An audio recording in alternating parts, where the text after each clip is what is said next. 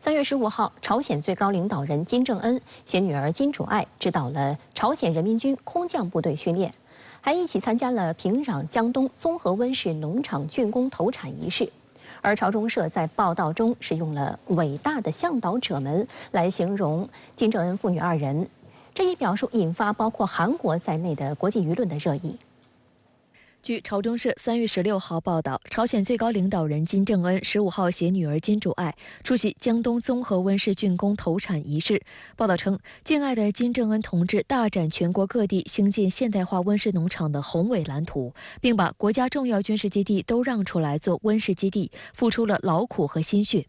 据悉，江东综合温室是金正恩在2022年12月召开的朝鲜劳动党第8届中央委员会第6次全体会议所决定的事项。项目位于平壤市近郊，是朝鲜智能化水平最高的集约化温室农场，使用圆筒形蔬菜栽培装置和多层种植法。值得注意的是，江东综合温室的原址是一座军用机场。此外，朝鲜莲浦和咸镜北道中平等地也拆除军用机场，用作大规模温室农场建设。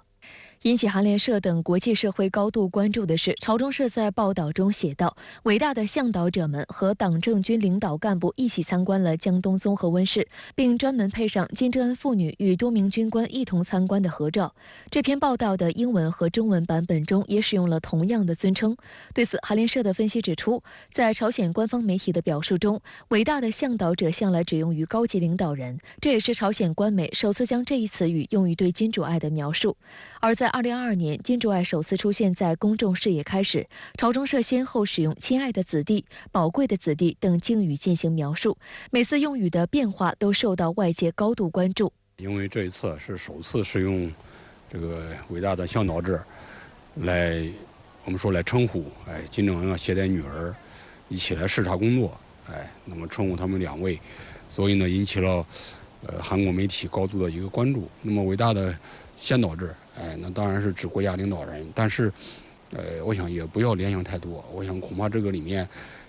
更多的吧还是一个尊称。15号当天，金正恩携金主爱视察并指导了朝鲜人民军空降兵部队训练。朝中社的报道称，金正恩对朝鲜军队的战备状态感到满意，并要求开展针对各种地形、天气、时间和最恶劣条件的训练。金正恩表示，全军的首要任务是做好作战准备，强调士兵要有对抗敌人的坚强意志和作战到底的战争观。一旦战争爆发，必须改写历史，不能失败。外界注意到，在朝中社刊发的照片中，在一众军方高层陪同下，金主爱始终仅站在金正恩旁边，期间还拿起望远镜进行视察。根据朝中社的公开报道，金主爱首次出现在公众视野中是2022年11月，陪同金正恩到导弹试射现场观看新型洲际弹道导弹火星17试射。此后，他的每次公开活动都十分隆重。根据韩国《朝鲜日报》的梳理，金主爱迄今已经出席了24次公开活动，其中20次与军事有关，4次与经济有关，涵盖近年来朝鲜军民生活的大事件。该报还注意到，金主爱主要的访问地点集中在平壤周边，涉及经济和民生领域的活动也有增多的迹象。值得注意的是，今年2月8号，金主爱还陪同金正恩参加朝鲜人民军成立76周年的庆祝宴会，同日还一同访问了朝鲜国防省。朝中社公布的照片显示，金正恩与金主爱手牵手检阅了朝鲜人民军仪仗队和陆海空3军的光荣军旗。我们看到他越来越触及核心的这个领域。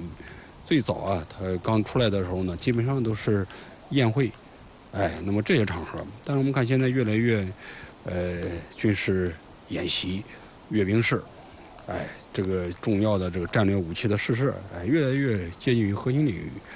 实际上，3月以来，金正恩已4度现场指导朝鲜人民军军事训练。最近一次正是携女金主爱一同视察并指导了朝鲜人民军空降兵部队训练。此前，金正恩曾于本月6号前往朝鲜西部地区的重要作战训练基地参观设施并指导训练。7号，他指导了朝鲜人民军各大联合部队进行炮击训练。13号，又指导了人民军坦克兵大联合部队对抗训练比赛。期间，金正恩还登上新型主力坦克M220，并坐在驾驶席上。有分析指出，朝方系列军事训练意在针对美韩本月4号至14号举行的代号为“自由护盾”的联合军演。澳大利亚、加拿大、法国、英国等12个国家参与了今年的联合军演演习。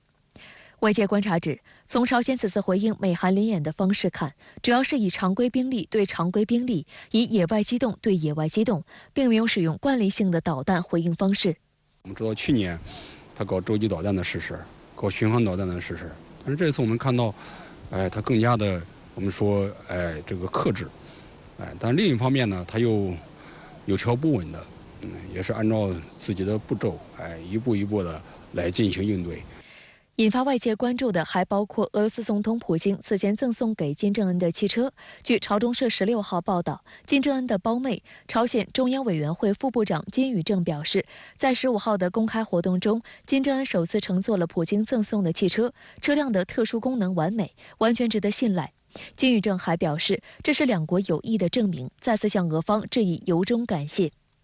去年9月，金正恩访问俄罗斯期间，普京曾向他展示俄产奥鲁斯豪华国宾轿车。这款国宾轿车有个响亮的名字——金色俄罗斯。金色俄罗斯是普京于2016年专门要求俄罗斯财政部门提付35亿卢布，约合2.55亿元人民币的专项款，由俄罗斯汽车制造商奥鲁斯公司打造一批具有防弹功能的国宾礼车，希望通过高端产品树立品牌形象，整体带动俄罗斯汽车工业发展。被誉为俄罗斯之光的奥鲁斯金色俄罗斯豪华国宾轿车于2018年首次亮相，成为普京的总统用车，并以其超过奔驰 S 级防弹车的卓越防护能力和豪华配置而备受瞩目。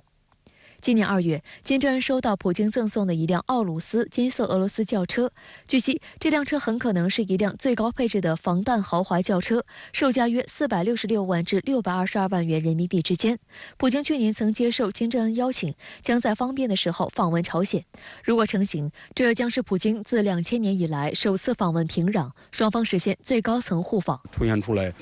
和俄罗斯在我们说当前这个时期特殊的这样一个关系，显示出两国关系这个紧密程度。接下来呢，极有可能会继续往前发展。双方的这个合作的领域也不仅仅局限于，比如说希望媒体关注的在安全领域，我想恐怕是全方位的这样一个合作。乱港艺人王宗尧等6人涉嫌于2019年7月1号强行进入立法会大楼并大肆破坏。香港特区西九龙区域法院法官16号表示，立法会有独特限制地位及象征意义，犯罪行为极其严重。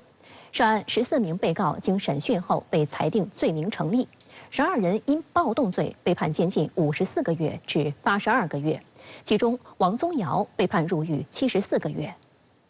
2019年7月1号下午，大批示威者在香港立法会大楼外集结，并用铁笼车、铁枝等冲击立法会大楼外的玻璃，然后闯入进行大规模破坏。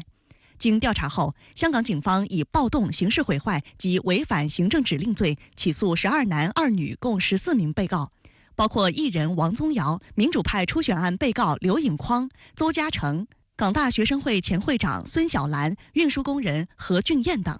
香港西九龙区域法院16号处理涉及冲击香港立法会等案14人的判刑。法官表示，立法会有独特限制地位及象征意义，犯罪行为极其严重。暴动罪成的12人被判入狱54个月20天至82个月。其中，对于广受关注的被告乱港艺人王宗尧，西九龙区域法院暂委法官李志豪在判决时称，王宗尧虽没有暴力行为，且只在现场逗留约5分钟，但逗留时间短并非有力求情理由。若每个人都像王宗尧一般在中途加入，暴动便会不断延长。王宗尧的出现也是对其他暴动者的鼓励。法官同意王宗尧的参与程度属最低级别，以6年半为起点，基于他没有案底及同意大部分控方案情，最终判监6年2个月。而刘颖匡当晚虽没参与破坏，但法官指他积极与示威者讨论去留，站在前线领导，有煽动成分，判刑4年半。至于邹家成在会议厅撕毁基本法及喷上示威字句，行为激起暴动，形容罪责与使用武器破坏不遑多让，以最高7年做量刑起点，但考虑他认罪及无案底，判囚5年1个月。香港警方有组织罪案及三合会调查科总督察黄志胜介绍称，这一案件是有计划、有预谋的。这些示威者不理会警方呼吁，從視頻片段可見當時激烈程度。呢班暴徒咧，佢哋闖入咗立法會大樓裏邊之後咧，佢哋隨即就即刻打爛晒大樓裏邊嘅閉路電視鏡頭啦，目的就係增加警方嘅調查同埋搜證嘅困難。除此之外咧，由於佢哋破壞嘅範圍十分之大，以及咧佢哋打爛嘅嘢亦都好多。立法會咧，其後亦都係要耗資3600萬嘅港幣咧，去維修翻呢啲被破壞、被損壞嘅物件。黃志勝表示，這些示威者在一個莊嚴且有限制地位的地方，示威者撕毀香港基本法，高舉港英旗，行為針對特區，意圖削弱香港特區憲制法治地位，性質惡劣。黃志勝表示，該案實際上涉及超過1000名暴徒，假如後續有新證據或發現，警方將繼續進行拘捕及起訴。值得注意的是，一些外媒報道這一案件審理時，趁機抹黑香港國安法。